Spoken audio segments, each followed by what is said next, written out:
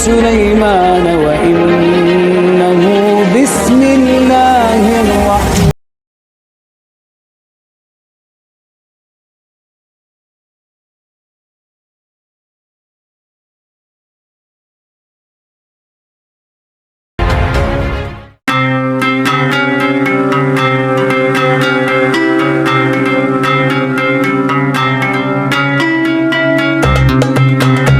Assalamualaikum warahmatullahi wabarakatuh. Hai sahabat beriman, apa kabar?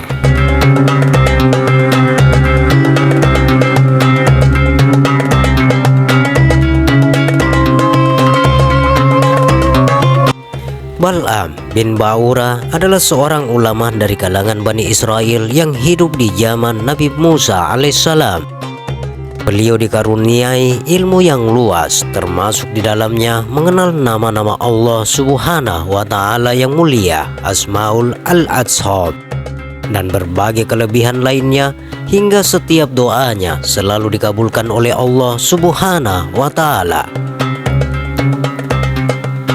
Sahabat beriman yang dirahmati oleh Allah Subhanahu wa Ta'ala, kali ini kami akan menceritakan kisah hikmah Bal'am bin Ba'ura, ulama yang bela penguasa zolim demi harta dunia dan akhirnya diasap menjadi anjing.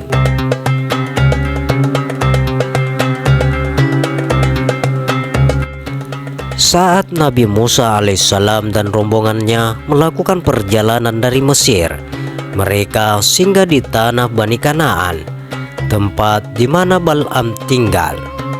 Melihat kedatangan Nabi Musa alaihissalam bersama orang-orang yang soleh lainnya, penguasa dan beberapa orang pemuka kabilah, mereka merasa terancam kedudukannya.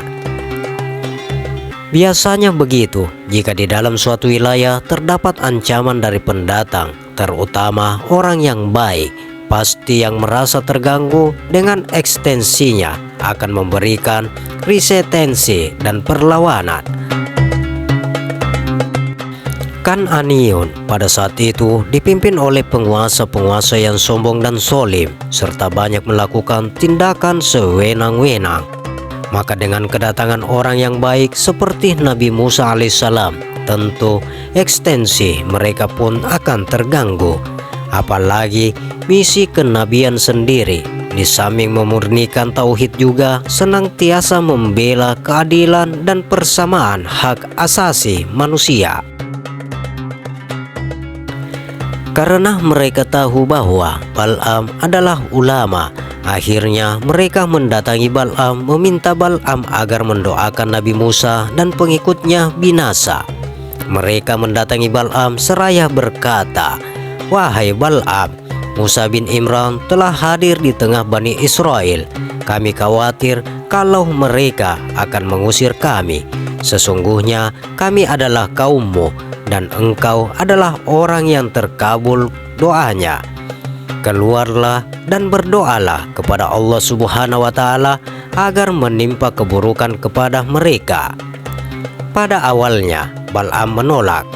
Beliau menyadari kalau Nabi Musa alaihissalam adalah utusan Allah Subhanahu wa Ta'ala yang berada di jalan kebenaran. Karena itu tak mungkin baginya memusuhi Nabi Musa dan pengikutnya. Tetapi karena terus dibujuk dengan imbalan akan memberikan harta dan kedudukan, pada akhirnya lewat istrinya ia pun goyah dan menerima tawaran tersebut. Akhirnya Imam Bal'am pun tak kuasa menolaknya dan ia bergabung bersama penguasa zolim, sehingga Allah Subhanahu wa Ta'ala mencabut semua kemuliaan yang ada padanya. Salah satu strategi Bal'am ini dalam mempengaruhi Bani Israel yang dipimpin oleh Nabi Musa alaihissalam adalah dengan cara mengirim wanita-wanita cantik dari kaumnya untuk menggoda kaum yang sedang eksodus melarikan diri ini.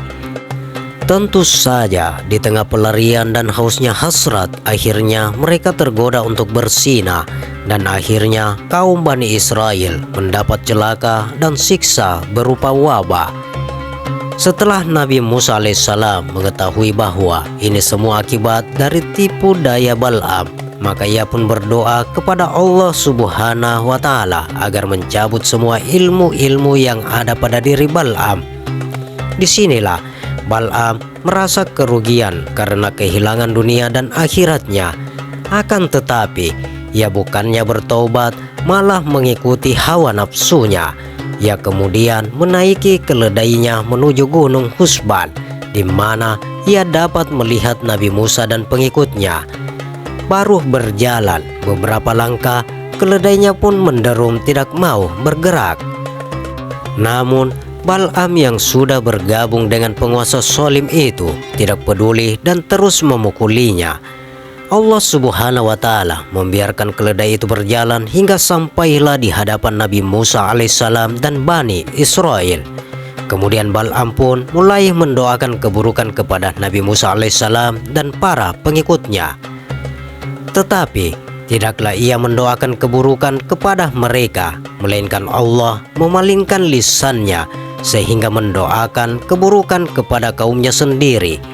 Tidaklah ia mendoakan kebaikan kepada kaumnya, melainkan Allah memalingkan lisannya sehingga mendoakan kebaikan kepada Nabi Musa alaihissalam dan Bani Israel.